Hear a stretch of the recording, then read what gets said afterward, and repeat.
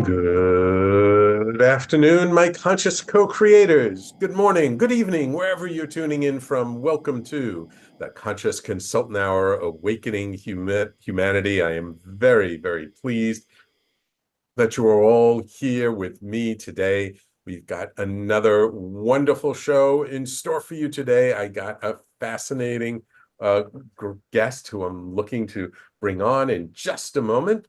But of course, we start off, as we always do, with our blog post from a couple of years ago, just kind of taking these in order. And so let's get into this because I really want to bring her on quickly. Today's blog post is entitled, "When we are present to our intention, opportunities abound." There is always opportunity around us. May not seem like it at times, or it may seem like there are too many opportunities, yet neither is really the case. When we are not seeing much opportunity, it can be because we don't have the eyes to see it. We are so focused on our own scarcity that we can't imagine a different way of doing something, such as when we get laid off and we feel there are no jobs for people with our skills. Perhaps there are other kinds of jobs we can do. Maybe we can find a way to start a business instead of looking for another job. Even when times are bad and the economy is depressed, there's still people who make money. We just have to look at our situation with different eyes to see where the opportunity might lie. If we are experiencing the opposite challenge where there's too much opportunity is coming our way, then we were also not seeing things clearly. For opportunity is only real opportunity if it truly aligns and resonates with us and what we are doing. Otherwise, it is a distraction. For in order for us to truly thrive, we must have one overarching intention for our life. That one intention may have many different arms, yet they will all be related in some way. Not in a way that you have to contort your thinking to make them all align. Not in a way, but in a way that comes naturally, organically, that anyone outside of you can see. For when our eyes are clear and we are aligned with our intention, it is obvious to everyone. For opportunity is not really about making money. Opportunity is about expressing ourselves through our work. It is about bringing our focus and our presence to a situation and finding a way to be of service. So if we do not see enough opportunity, perhaps we are not being truly present to the opportunities in front of us to be in service. If we see too much opportunity in front of us, perhaps we are not being truly present to our intention of how we wish to be in service. Either way, opportunity abounds. So how do you feel about opportunity? Do you have too much, too little, or just the right amount?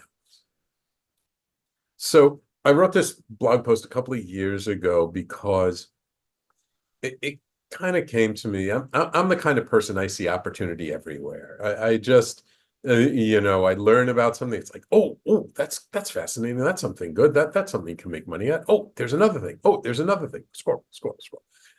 So I get easily distracted. And that's what kind of happened to me a couple of years ago, where I kind of took my eyes off my core business because I saw opportunity in another place. And what happens when we do that is that our core business suffers because of it. And that's what happened. But then I realized that the opposite is true too, that this phenomenon of seeing either too much opportunity or too little opportunity is actually very related. Because when we see too much or too little, it means that we're not really paying attention to what's ultimately in alignment with our core. What really makes our heart sing? Because when we're really connected to what just makes our whole body feel alive when we're engaged with it, then suddenly all of these extraneous opportunities don't seem like opportunities at all, because they're kind of taking us away from that core. And when we feel like we don't have enough opportunity in our life, then when we focus on our core, then it's like, oh, but I can do this or I can do that. And especially in the world today, and there's a lot of disruption going on. There's a lot of changes happening in the business landscape. And especially like after the pandemic, I mean, whole industries got disrupted because of the pandemic, and new industries took off. So if we stay kind of stuck in the way things were in the past, and we just bemoan, oh, it used to be like this, it used to be so easy, why is it so hard now? Then we're not really seeing how things have changed. We're not seeing the new opportunity.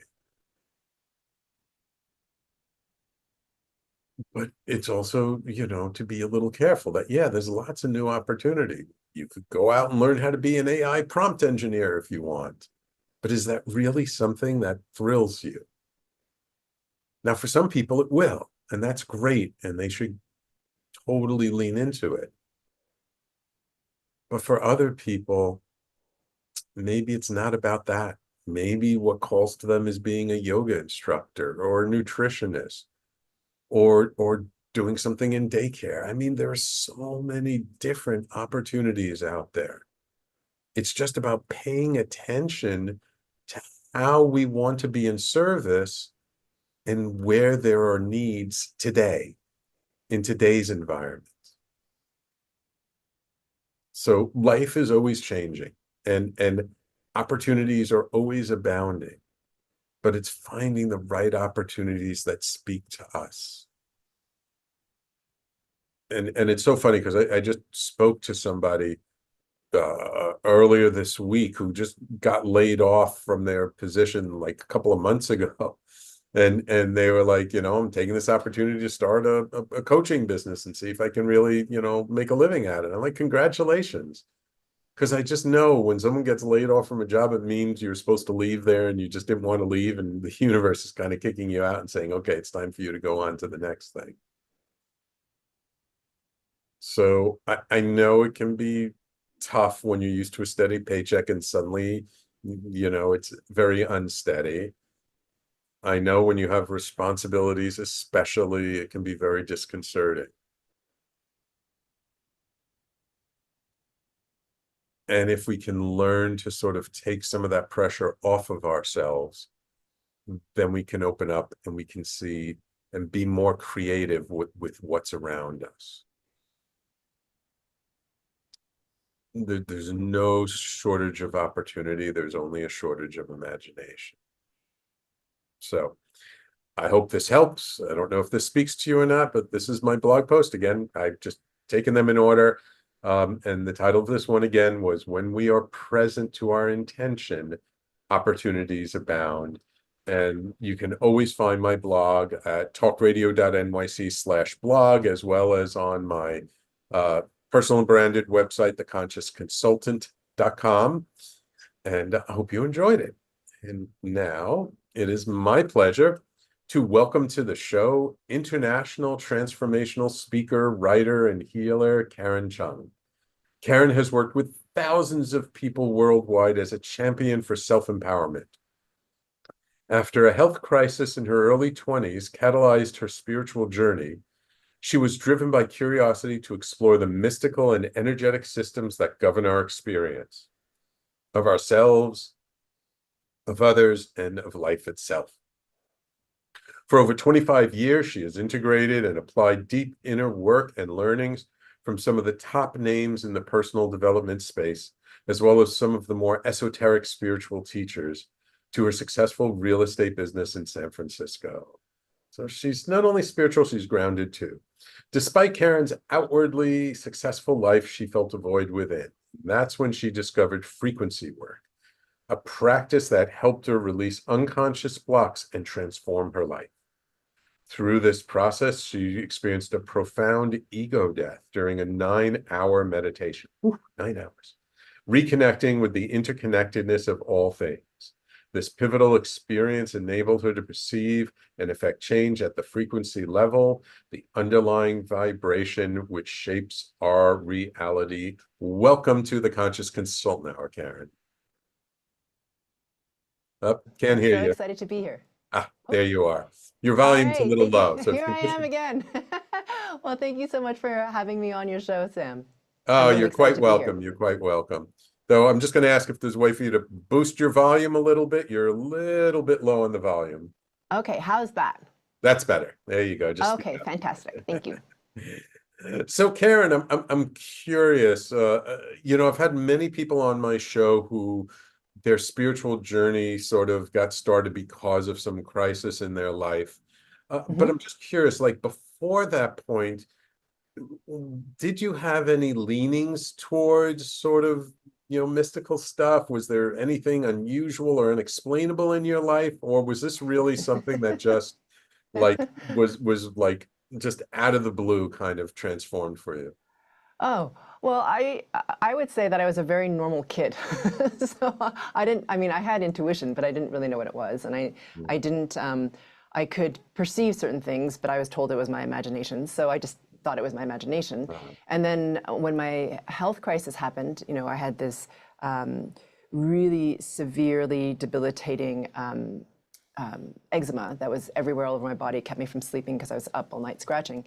That was the crisis that started my spiritual journey. And I think many people who come to see me also aren't necessarily looking for a spiritual journey. They're looking to resolve something horrible that's happening in their lives. And they're kind of like taking to their knees by life. And they think to themselves, I need another way. And for me, that's what happened. So because I was so sick, I had to find another way. And at that point, I actually was living in New York City, which I think is your hometown. Yes. And loved it. And I needed to actually take myself, or at least my husband at the time, because I wasn't able to, I hadn't been sleeping for months, and was, at this point degrading emotionally really severely. And so he was just like, okay, there's an acupuncturist who saved your aunt from cancer. He lives in the prairies in Canada. We're sending you to him because I don't know what else to do, because it seems very likely that you're probably going to kill yourself. And he was right. And he was really terrified. And so off I went. And in 5 weeks, I went from this very suicidal hot mess to pretty much what I look like now. And I thought to myself, how is this possible that in 5 weeks, I've gone from that to this? What else is there beyond the physical that I can't see that governs all of this? And so that was the prompting for my journey. We all sort of start whenever we start. And then, post that time, that question remained, like, what is in the unseen that creates what we think is solid and real? And that's what prompted my exploration, into not only personal development, which is like a very traditional sort of forum that most people go into, but also, these more esoteric spiritual practices. And because I am who I am, I'm always the type of person who likes to see how things work. So I'm not just going to learn it. I kind of want to see if it's going to change anything, because I just spent all this money doing that. So let's see if I can actually change the way my life is or how I feel about it. And in our real estate practice, it was like the perfect forum to do that, because it was our practice. So I would just implement like a madwoman, and I would watch what happened. But what happened in the real estate practice is that even though we were doing outwardly really well, like if you looked at our lives, we were doing amazing. We had a referral-based business. We're in the top 1% of producers in San Francisco. We had a lot of money in our bank account. We had clients who loved us. We're in a very, Chris and I have been married for like 30 years now, happily so. So, everything on the outside looks like glorious and amazing. But for me, what was happening was I just kept hitting this wall of scarcity. And it didn't matter how much we had in our bank account, because we had a lot in there. I just felt like I had not enough all the time. And so I would just drive our team into overproduction. and myself. And then finally, um, I, I, I asked, what else am I missing? And so that is when it's funny how the universe answers, because after a pivotal journey, what happened was I found frequency work, and that's when everything changed. Cool, cool, cool. All right, let's hold it there for a moment. We're going to take a quick break, but when we come back, I'm curious about what sort of drove that scarcity consciousness, and then like how you found the frequency work, and like how did that shift for you? Because I think that's something that's very common, and I totally relate to your story, because I always say I'm a nice Jewish boy from the Bronx. I'm a really normal guy. How did I get into all this crazy stuff? Well, life just tends to lead us, right? Yeah, exactly. All right, excellent, Karen. So everybody, please stay tuned. You're listening to the Conscious Consultant Hour, Awakening Humanity. We do this every Thursday, 12 noon to 1 p.m. Eastern Time, right here on talkradio.nyc and all over social media. We're on Facebook and LinkedIn and YouTube and Twitter and Twitch. And we will be right back with my guest, Karen Cheong, in just a moment. Are you a conscious co-creator? Are you on a quest to raise your vibration and your consciousness? I'm Sam Leibowitz, your conscious consultant, and on my show, The Conscious Consultant Hour, Awakening Humanity, we will touch upon all these topics and more. Listen live at our new time on Thursdays at 12 noon Eastern Time. That's The Conscious Consultant Hour, Awakening Humanity, Thursdays 12 noon on talkradio.nyc.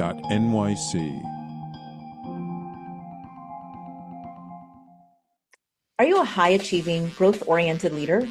Are you interested in developing your authentic leadership while creating a healthy, inclusive workplace? Hi, I'm Dr. Mira Brancu, host of The Hard Skills on talkradio.nyc at 5 p.m. Eastern on Tuesdays, where we discuss how leaders develop the hard skills needed to make a greater impact. We interview experts, have live coaching, and tackle these challenges. Listen to The Hard Skills on Tuesday at 5 p.m. Eastern on talkradio.nyc. Are you a business owner? Do you want to be a business owner? Do you work with business owners? Hi, I'm Stephen Fry, your small and medium-sized business, or SMB guy, and I'm the host of the new show, Always Friday. While I love to have fun on my show, we take those Friday feelings of freedom and clarity to discuss popular topics on the minds of SMBs today. Please join me and my various special guests on Friday at 11 a.m. on talkradio.nyc. You're listening to Talk Radio NYC. Uplift, educate, empower.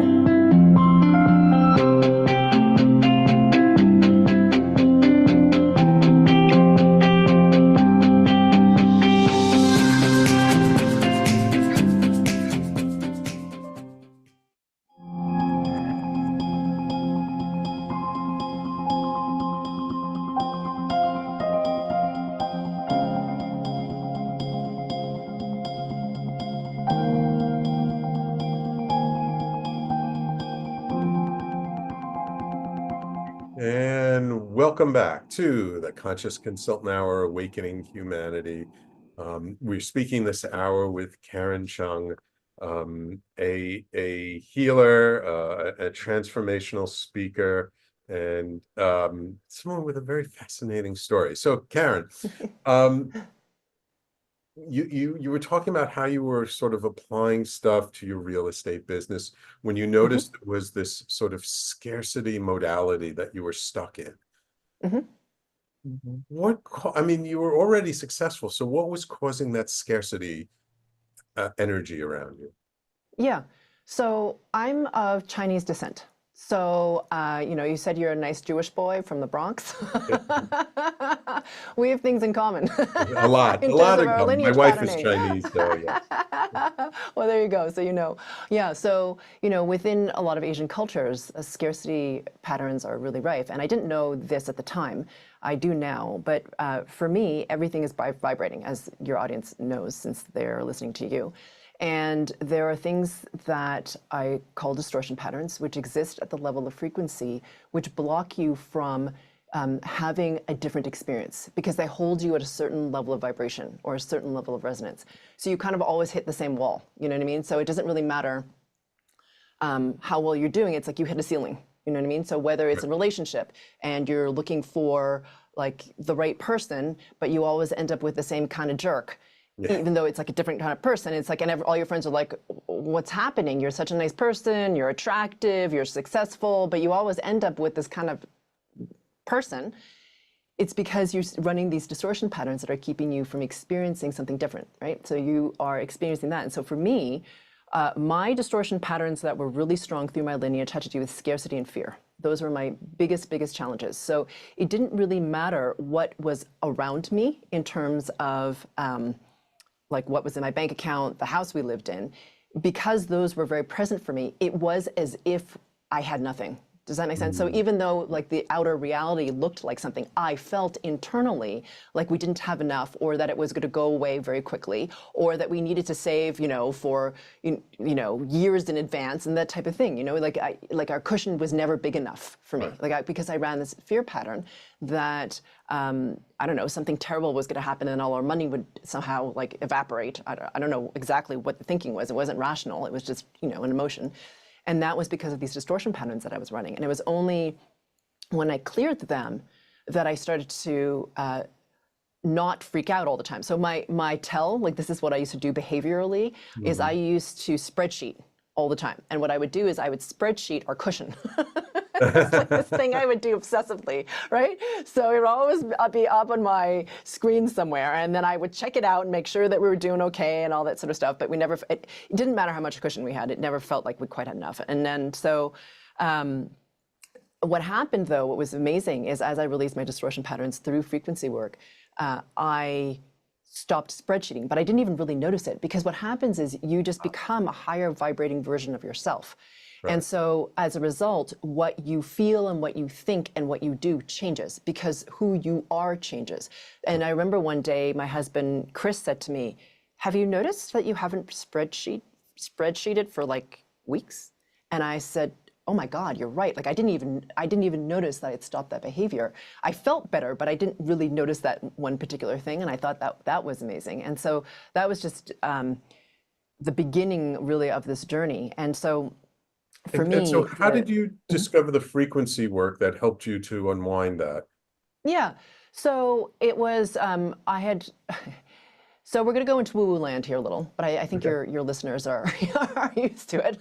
Yeah, we're able to do that. As long as there's a thread holding the kite, we can fly. Yeah, exactly. I think I can do that. So essentially what had happened is that I had received an image from a friend who happened to be French, and she said, hey, there's these sacred pools that a friend of mine just sent me, and for some reason I thought of you. And this is a person I hadn't talked to in a couple months.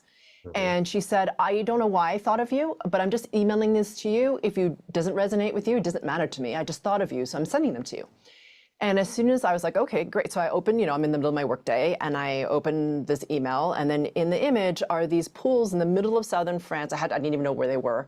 And in this tiny village, and as soon as I saw it, I felt all this tingling happening up my spine, and I knew that I had to go. I didn't know why I had to go, Sam. I just knew I had to go. So off I went. So let's just say I fast forward through that journey, which I had my own exploration of, at this point, certain mystical experiences, which allowed me to enter my heart space more and to refine my understanding of manifestation. This is just my own personal journey. I didn't go to an event. I didn't do anything. I just went on my personal journey. And then when I came home, I went to go see my acupuncturist. And at the end of the acupuncture session, I was getting up off the bed, and she said to me, hey, I've been thinking about you because I've learned about this new thing. And I was like, okay. And she said, have you ever heard of frequency work? And when she said those words, I was turning actually when she said that to me, because I was turning to leave. And it was like time slowed down. And I remember it was like I could see, it was like The Matrix really. And the movie where it's like everything kind of goes into slow motion. It kind of felt like that. They call it bullet time, It's yeah. like Is that what it is? Yes, bullet time. Yeah. Bullet time. Okay, I didn't know that. That's cool. So anyway, that's what it felt like, except there were, sans bullets and just, me turning around. But it felt very important, and I knew immediately that I had to know what this was. And so when I started it, I didn't actually feel that much. I was like, okay. But at the end of when I experienced it the first time, I was like, okay, well, I didn't feel anything, but I know something has changed. So I just followed that knowingness. And it became this thing where I would listen to it and I could feel that somehow things were changing. And I didn't need to understand how exactly. I just knew that they were. And I started to do more of it because I started to feel this sort of like internal acceleration. Okay, and what I was perceiving at the time, I didn't know this then, but I do now, is that my vibration rate was really starting to rise very quickly. And I was starting to cast off these lineage distortion patterns that had held me in a certain resonance for so long, even though I kept trying to like pop above that resonance level. And so my world started to change just in terms of how I felt, which was the most important thing at the time, because again, the outer shell of my life looked pretty fabulous, but how I felt internally was pretty horrible. And so that's what started to change in a way that was faster and more complete than anything I tried before. Wow. Wow. Cool. So really sort of almost guided by the life or by the universe kind of taking you around this way, which is what I say all the time about my own personal path. The universe kind of nudged me back onto the spiritual path. I was not looking for this stuff. Yeah, exactly. I just wanted to feel better. Right. I was just like, get me out of this. Yes, and that's the way a lot of people kind of get on this path is, we just want to feel better. We're just struggling. We're in pain or dealing with some trauma or something, and we just want to feel better. And then in the process of finding that thing that makes us feel better, it opens us up to a much bigger world, doesn't it? Absolutely. Now, when you started to find this frequency work and work with it, and while you were going through all this stuff, what was your family thinking of all this? What were your friends like? I mean, were people supportive because they saw the positive change you, or they were like, oh, we think Karen's lost it, she's off the deep end now? Right. So, like I said, I had been before then on a seeking path for about like 20 plus years, right? So they're kind of used to me doing weird stuff. So that was a good thing. And what I will say is, luckily, my husband, Chris, and I, worked together, and he was kind of like, what are you doing over there? I'm like, I'm not really sure. But everything started to change, and I started to feel better. And my business so it was the two of us in our practice, and then a business partner. And I said, I really think you guys should give it a try and see how it is for you. We're lucky in that we don't really force each other to do anything, but it's like, hey, this is really making a big change for me. And because I was feeling so much better, and they felt me being different, right? I wasn't so stressed out. I wasn't always pushing them. They're like, what are you doing over there? And so they gave it a try, and it was pretty awesome, actually. And so for me, I have been on I'm a growth-oriented person. I like it. It's interesting to me. Like, my main purpose is to understand the mystery. That was what it was before I found frequency work. So I was just like, well, I just want to understand what that is. And luckily, I had close to me people who were also curious about the mystery. So I was supportive. And then, it's funny because supported by them and my parents, and my dad at the time was like 80-something, and my mother was in her mid-70s. There was so much change happening within us, meaning myself and Chris. They're like, what are you doing? So, at that age, they came on the frequency work train too. And this is even before my abilities came in, right? I was just doing it to feel better. And so that was amazing. And so, it just creates a profound shift in a lot of things, from worry, anxiety, scarcity, to just feeling much more of that expansiveness of life. And as you said, the opportunity, so you mentioned your blog post about opportunity. And so what happened was opportunity started to knock in ways that I didn't imagine. So I didn't expect those things. They just showed up for me in increasing ways, be it small or large. And life really, and I know this sounds a little cliche, started to become more magical, because when that synchronicity happens and when that flow kind of starts to happen for me, who had been so, controlling before, because, I'm a successful businesswoman. So I was just like, that's how I get there. I control things. But what started to happen is that started to unravel, and I found this way that was so much more pleasurable and so much more magical and so much more abundant, actually. So that was pretty awesome. Cool. So I do want to get into sort of your experience, and then sort of what happened, and then how you really kind of dove in with both feet into this world and started actually not just using it for yourself, but helping other people with it. So we got to take our next break. So when we come back, let's talk about this 9-hour meditation you did and what you experienced, and then sort of, what evolved from that. Okay. Sounds great. Awesome. So everybody, please stay tuned. You're listening to the Conscious Consultant Hour, Awakening Humanity, and we'll be right back with our guest, Karen Cheong, in just a moment. Hey everybody, it's Tommy D, the nonprofit sector connector, coming at you from my attic. Each week here on talkradio.nyc, I host the program Philanthropy in Focus. Nonprofits impact us each and every day, and it's my focus to help them amplify their message and tell their story.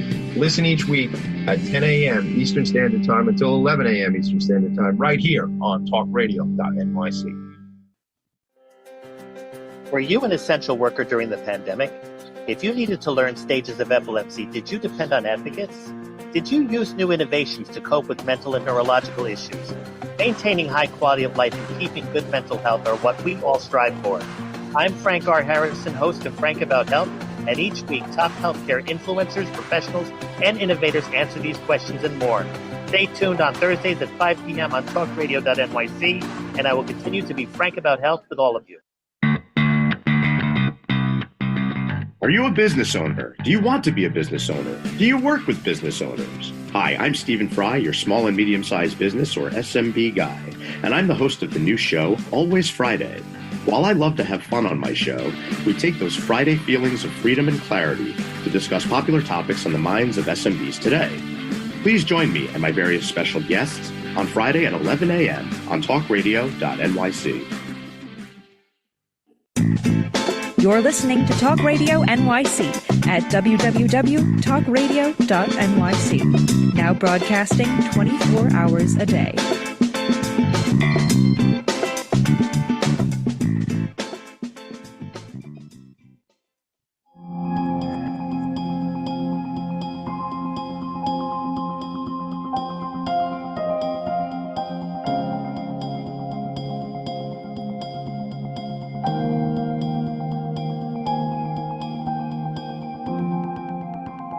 And welcome back to the Conscious Consultant Hour, Awakening Humanity. So Karen, you come back, you're feeling better, you're doing better in your business, your family's seeing all this change in you.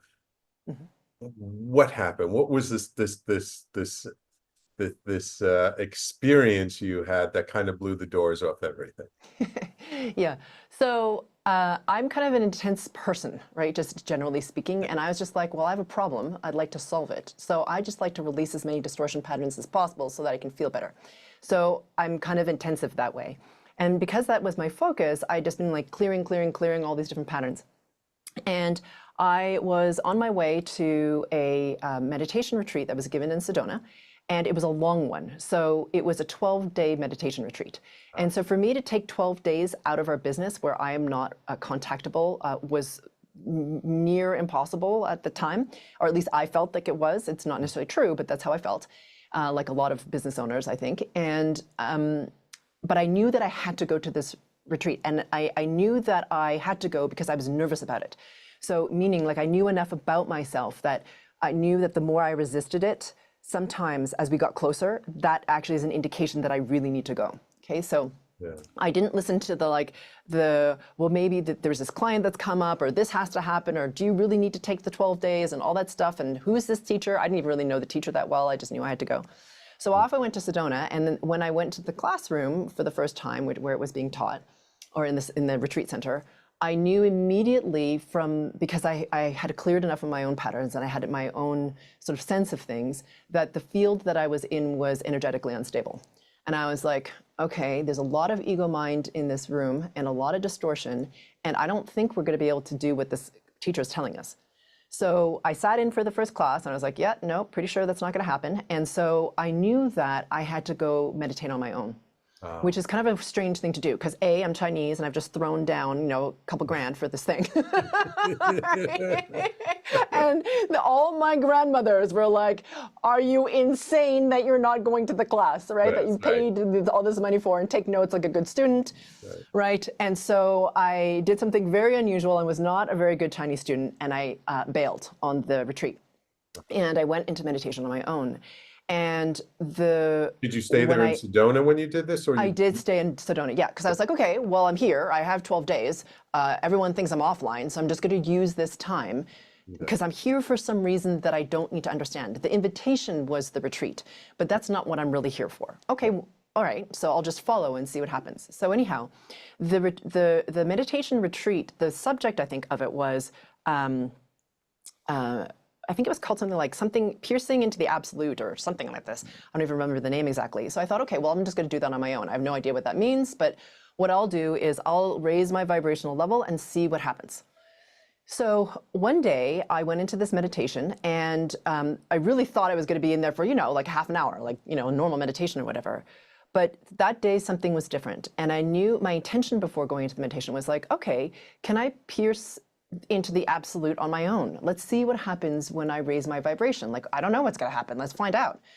So I didn't know it was going to be 9 hours, Sam. But what happened was, as I rose in vibrational level, I passed through all these different levels of vibration. So as your listeners know, everything is vibrating, right? And so the rate of vibration determines what that thing is. You know, so if you take water, for example, steam is molecules vibrating really fast. Slow vibration down, becomes liquid water. Slow that vibration down even more, it becomes solid, right? So this is a very basic fundamental of spirituality and understanding of form and matter. But what happened for me is, as my vibrational level rose, I could feel myself moving through different layers. So I felt myself moving through layers of consciousness, really. And then I got to like a ceiling and I just kind of like kept hitting my head against it. And I couldn't go anymore, and I kept trying to move into it, but it wouldn't happen. And then I realized in that moment that I had to surrender. And I had to surrender who I thought I was, which, you know, sounds, I'm saying it very casually, like, oh, I'll just surrender who I thought I was. But, you know, if you're actually doing that, it's terrifying, because that means to me, like at that time, it was like, that means all the people I love. It means who I think I am. It means like what I do for my living. It means all these things, right, for us as humans. And I cried. And I was terrified, and it took me a little bit. And finally, I kind of went into an effort moment where I was just like, okay, I'm just going to do it. I, for the first time truly in my life as a Chinese person, surrender, like for real. And it's not to get something. I just do it, and I'm going to see what happens. And so, and I really, it was one of the most scary things I've ever done in my life. Surrender sounds easy, but it's not. For someone who was like me, it was one of the hardest things I've ever done. And what happened is this huge expansion, okay? And all of a sudden, I felt everythingness, and everything was part of me. And when I breathed the everything. And there was really not really Karen, and everything was vibrating. And I could distinguish what all the vibrations were. I knew what everything was. I stopped seeking. I'd been seeking for like, I don't know, like I said, 25 plus years at that point. But all of a sudden, I didn't need anything anymore. I was just like, it's complete. I'm complete. It's complete. Everything is, like I just was in it. And at some point, because I could distinguish frequencies and I understood that, I mean, I'm not saying understood as if I understood with my mind. I didn't, I just knew. What happened eventually is that my resonance dropped, and I came back into my body and my awareness of myself in this little room in Sedona. I noticed that the light was different, and I looked at the clock, and it had been 9 hours.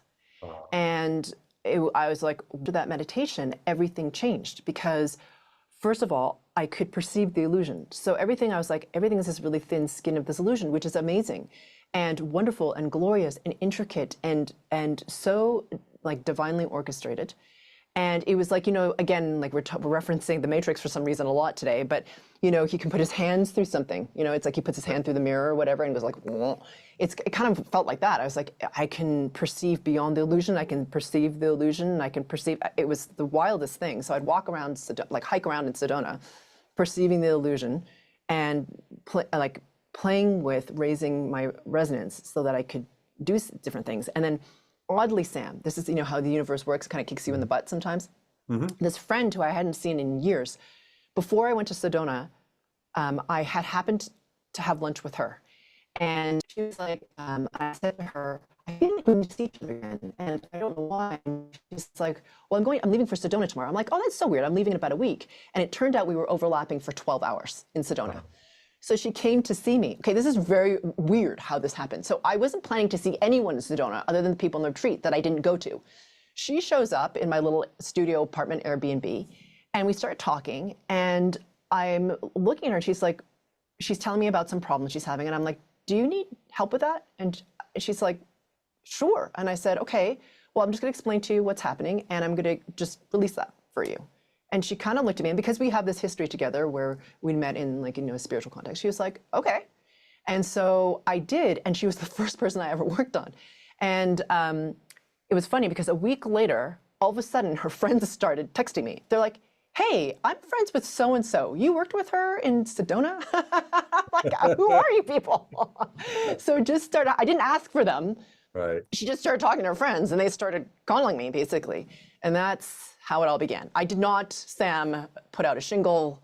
I was not planning for them to text me, but that's how it began, honestly. I didn't exactly try. That's what happened. How many years ago was this?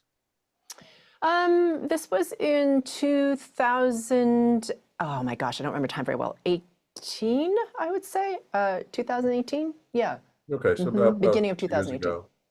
Yeah, feels like ages ago, but yes. Yes, like another lifetime, right? Yeah, many lifetimes ago, yeah. Many lifetimes. Yes, I know that feeling well. Yeah. Wow. So even though you had learned about this frequency stuff, when you worked with her, this wasn't based on that frequency work. It was just sort of the inspiration from what you had just experienced in this meditation? Or was it based on that frequency work? Yeah, so frequency work is kind of this loose term, and it's not something that's taught, right? You have to be of a high enough resonance in order to be able to perceive at the level of frequency. So let me back up a little. So like I mentioned about water, right? It has to do with like the rate of vibration. So if you take the rate of vibration, if you take that same example, right, and you extrapolate to a very, very highly resonating consciousness, right, which is whatever you want to call it, pure source, the divine, the oneness, whatever. In order to have something other than the oneness, there needs to be a drop in vibration. So meaning for the oneness to be aware of something of itself as separate, there needs to be a drop in vibration. So at that point, frequencies are created. And when the vibration of that slows down, it creates energy. And when the vibration of that slows down even more, it creates form or matter, or even like your thoughts and emotions.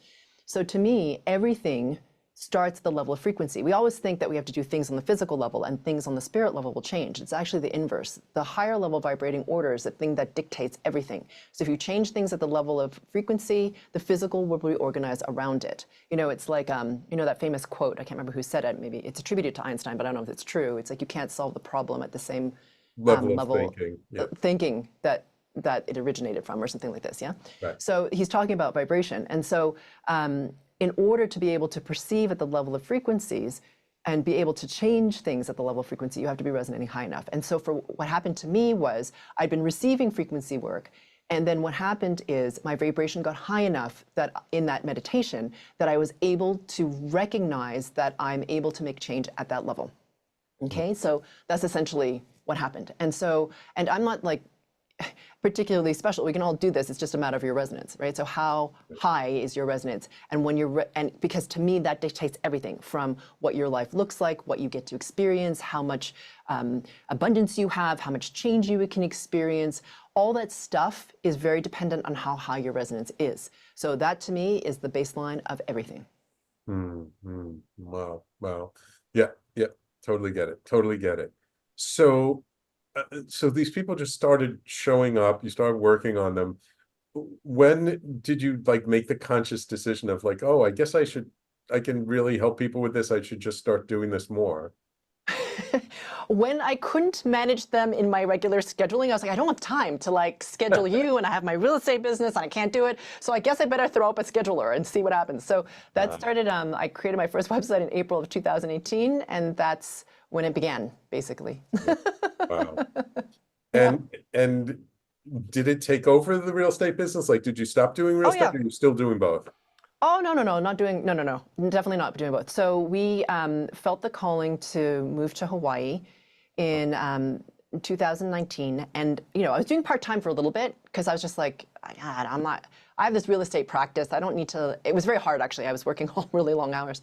And I finally, in 2019, when we moved to Hawaii, Chris and I were like, okay, we're giving ourselves a year. We're taking a quote unquote sabbatical from our real estate business. And we are going to give it a shot. So we moved to Hawaii. And I moved full-time into Spherical Luminosity, which is the company that we founded, and under which we provide a lot of tools to help people ascend, basically, and to experience more abundance, to move forward in their relationships, to have more fulfillment in their careers or whatever it is they're looking for. And that started in February of 2019, and we haven't looked back. So that's what's happened. So you're still in Hawaii, eh? No, actually, we moved recently to San Miguel de Allende in Mexico. So right, San Miguel, yes, because we were there. We had that conversation. Yeah. Wonderful. Jeez, Yeah. I wish I knew you when I was there. It would have been great to meet you down there. Yeah, that would have been fun. Yes, totally. And we definitely have to find a way to connect sometime. All right, we got to take our last break of the show. When we come back, let's talk about like, how you work with people now, what they can expect, how can they get in touch with you, all that good stuff. Okay. Sounds great. We just got about, 10 minutes left of the show, so we'll make the most of it. Okay, Karen? Sounds great. Wonderful, wonderful. So everyone, please stay tuned. You're listening to the Conscious Consultant Hour, Awakening Humanity, and we'll be right back to wrap it all up with our guest, Karen Cheong, in just a moment. Are you a high-achieving, growth-oriented leader? Are you interested in developing your authentic leadership while creating a healthy, inclusive workplace? Hi, I'm Dr. Mira Brancu, host of The Hard Skills on talkradio.nyc at 5 p.m. Eastern on Tuesdays, where we discuss how leaders develop the hard skills needed to make a greater impact. We interview experts, have live coaching, and tackle these challenges. Listen to The Hard Skills on Tuesday at 5 p.m. Eastern on talkradio.nyc. Hey everybody, it's Tommy D, the nonprofit sector connector, coming at you from my attic. Each week here on talkradio.nyc, I host the program Philanthropy in Focus. Nonprofits impact us each and every day, and it's my focus to help them amplify their message and tell their story. Listen each week at 10 a.m. Eastern Standard Time until 11 a.m. Eastern Standard Time, right here on talkradio.nyc. Are you a conscious co-creator? Are you on a quest to raise your vibration and your consciousness? I'm Sam Leibowitz, your conscious consultant, and on my show, The Conscious Consultant Hour, Awakening Humanity, we will touch upon all these topics and more. Listen live at our new time on Thursdays at 12 noon Eastern Time. That's The Conscious Consultant Hour, Awakening Humanity, Thursdays 12 noon on talkradio.nyc. You're listening to Talk Radio NYC at www.talkradio.nyc. Now broadcasting 24 hours a day.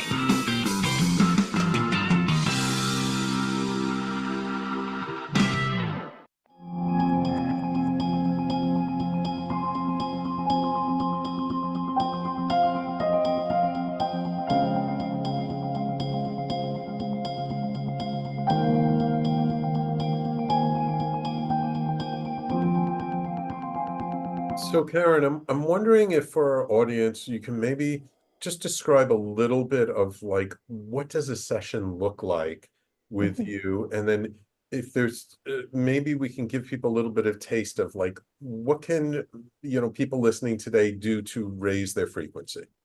Sure. So, I do give individual sessions, but I feel like the real power of the work that we give is when you join a group session. So we call them group frequency calibrations, and they show up in different ways. I mean, I give a whole bunch of different workshops, and I give different group frequency calibrations and certain themes. And the thing is, and I think in our culture right now, there's an emphasis on the individual, you know, because we want to like have our problems solved, obviously, right? I mean, we want to have these things that we have that are concerns for us to be released. And that is important.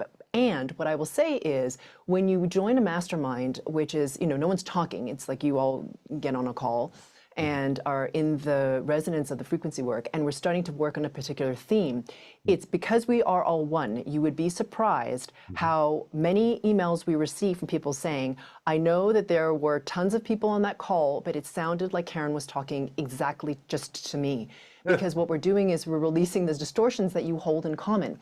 And the wonderful thing about working in a mastermind is that you have the momentum of a mastermind. So, you know, people have different strengths and weaknesses. They get stuck in different places than you do. So with that momentum, you really get to start to release your distortion patterns more quickly sometimes than you can on your own. So like the individual frequency calibrations, which are, you know, given over, you know, audio Zoom, are good for like specific little tweaks that you want to do. But the people who get the most acceleration I've found are the people who do both, really. You know, they do like sometimes a one-off, like individual one, but they do mostly the group stuff. That is where they see the most change. And of course, we do everything from, you know, a lot of online workshops all the way through to live events. But you can sort of check out our website to get a taste of what that is, and that's sphericalluminosity.com.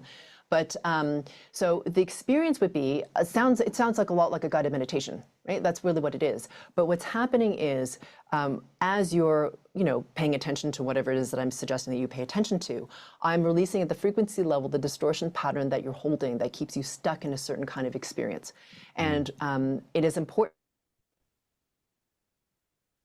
Oops. And after that, because you have free will and you are, as you say, a conscious co-creator and are sovereign and are co-creating your reality, it is important as that you consciously, when that distortion pattern shows up in your life, for you to get rid of, there's a 5-step process that I have to release that distortion pattern out of your field. And the reason you're doing that is to acknowledge consciously that you are co-creating your reality and that you have the authority to release on the heavier, denser levels of the physical, mental, emotional, to release that distortion pattern, because I've done it at the level of the field, right? So it's there. So you just have to like release the last, like, I don't know, 3 to 5%. But it requires and your conscious participation to do it, because it's your journey, not mine. And it's for you to, you know, to understand your authority as co-creator. So that's a very important part of the process. So that's kind of what you can expect.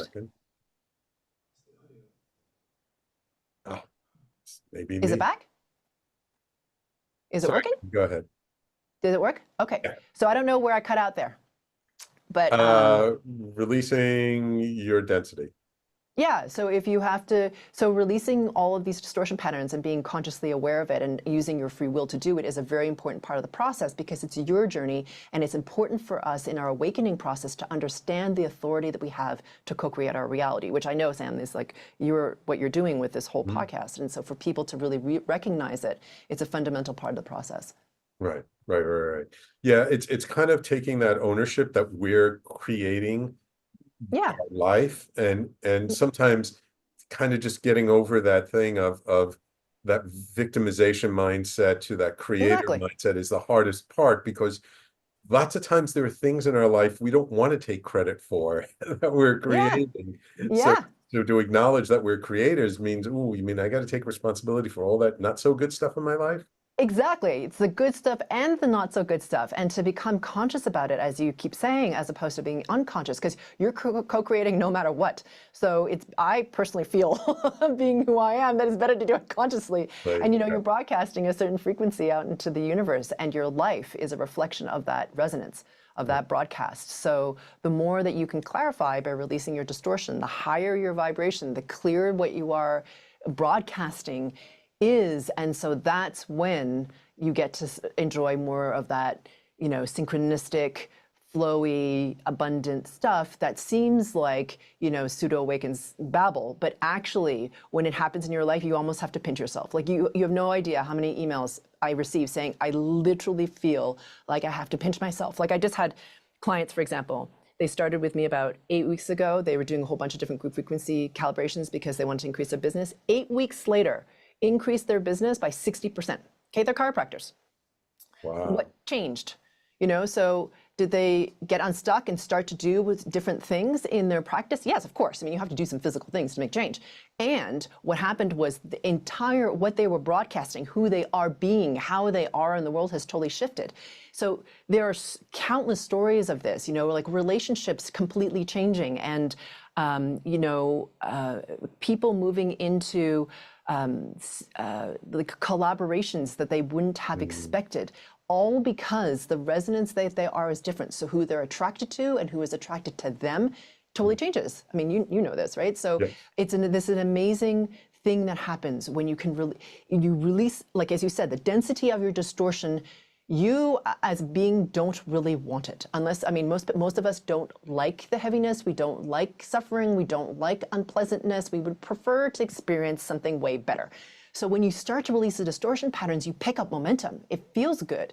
And so people who start releasing their distortion pattern, it becomes kind of fun, because as opposed to something that emburdens you and you feel victim to, you start to realize, wait a minute, I can change this, and therefore my life can change. And it's such an incredibly empowering feeling. And yes, Karen helps, but it's not about me. It's about you knowing that you can do it, that you are actually empowered to do it. And I'm really very skeptical of and dislike that whole guru thing. You know, it's like someone expects you to wave your magic wand over me and then I'm awake and all this stuff's gonna happen. No, you can do it. You know, there's that saying, like, you are your own guru, you know, but you are co-creating. That is the joy of the co-creation process. You get to have it.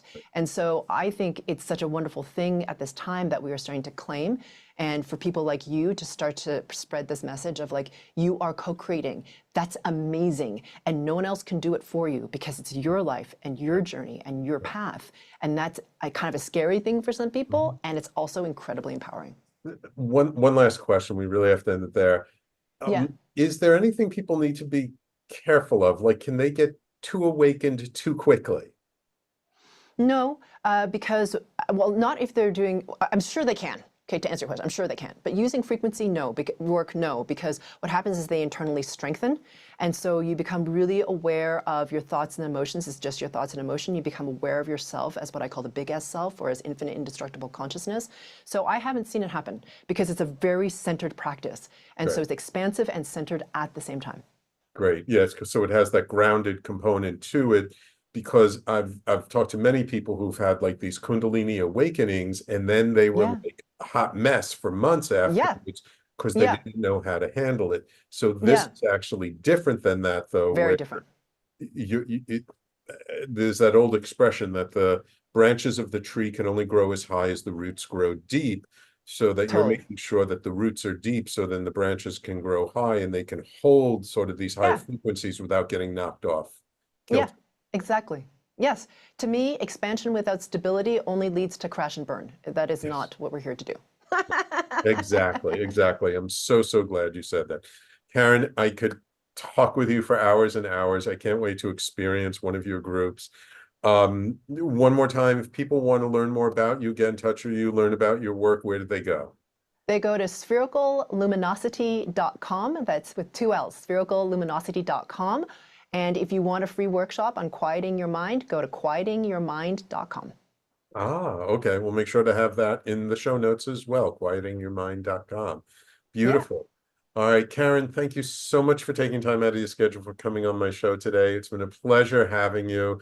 I wish you, all the success to keep spreading this work, because I know this is something that's very timely and very needed in the world today.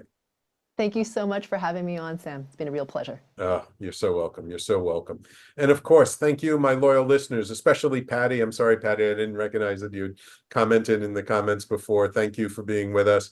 Because without you, my loyal listeners, there is no show. And of course, if you missed any part of today's show, you can always catch the replay on talkradio.nyc, as well as on all the podcasting platforms, Apple, Google, Spotify, Pandora, iHeartRadio. Wherever you listen to podcasts, you can find the Conscious Consultant Hour. Thank you all for tuning in this week. Take care. We will talk to you all next week.